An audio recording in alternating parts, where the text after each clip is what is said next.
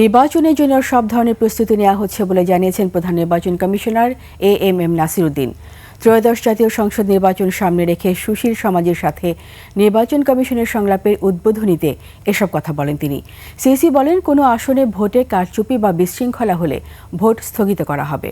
সংলাপে আগত সুশীল সমাজের প্রতিনিধি ও শিক্ষাবিদরা বলেন, ঋণ খেলাপি, অর্থ পাচারকারী ও দুর্নীতিবাজরা যাতে নির্বাচনে অংশ নিতে না পারে, ইসিকে সেটা আইন করে বন্ধ করতে হবে। একই সাথে নির্বাচন কমিশন যেন কোনো শক্তির দ্বারা প্রভাবিত না হয় তার পরামর্শ দিয়ে বিশিষ্ট ব্যক্তিরা বলেন, অবাধ নির্বাচন করতে গিয়ে ইসিকে সরকার কোনোভাবে বাধাগ্রস্ত করলে সেটা গণমাধ্যমের সামনে তুলে ধরতে হবে। প্রথম দিন দ্বিতীয় ধাপে শিক্ষাবিদদের সাথে সংলাপ অনুষ্ঠিত হয়। দর্শক, নির্বাচন কমিশন থেকে যুক্ত হচ্ছেন আমাদের সহকর্মী মানিক শিকদার, চলে যাচ্ছি তার কাছে। মানিক, আজকে নির্বাচন সংলাপের সর্বশেষ তথ্য কি আছে আপনার কাছে? রীতা, যেটা হচ্ছে আপনি জানেন যে এই যে সংলাপটি চলছে আসলে নির্বাচন কমিশনের সাথে যারা শিক্ষাবিদ আছেন এবং যারা বিভিন্ন ক্ষেত্রে বুদ্ধিজীবী এবং বিভিন্ন ক্ষেত্রে অবদানের জন্য যারা আসলে সমাজ পরিচালনা করছেন, সেই রকম প্রতিনিধি সমাজ কিন্তু মূলত আজকে এই সংলাপে এসে উপস্থিত হয়েছেন।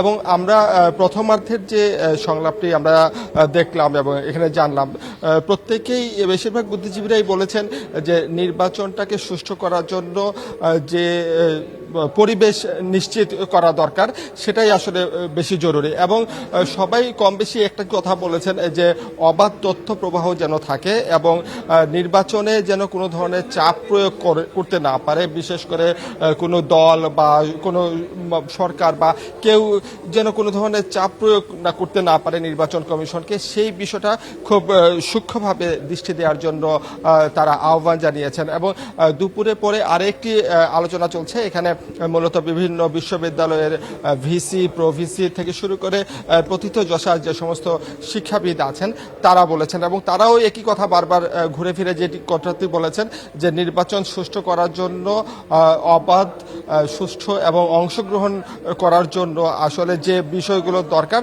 সেটা হচ্ছে স্বচ্ছতা, এবং এই স্বচ্ছতা নিশ্চিতের আহ্বান তারা বারবার জানাচ্ছেন। তো এই ছিল আমার কাছে এখানে থাকা সর্বশেষ তথ্য। রীতা।